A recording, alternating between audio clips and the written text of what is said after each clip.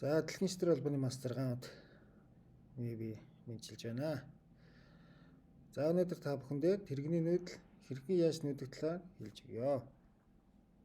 За тэрэг нь шатрын 2 дахь хамгийн хүчтэй бодгич үздэг.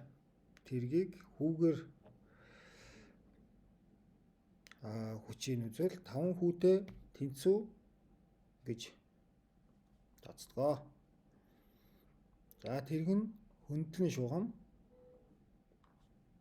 мөн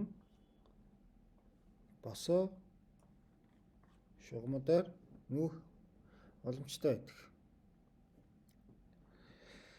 За хэрв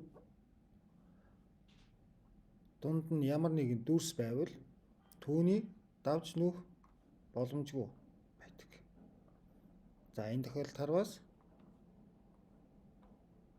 тэрэг нь энэ шугамуд руу явах боломжтой байна.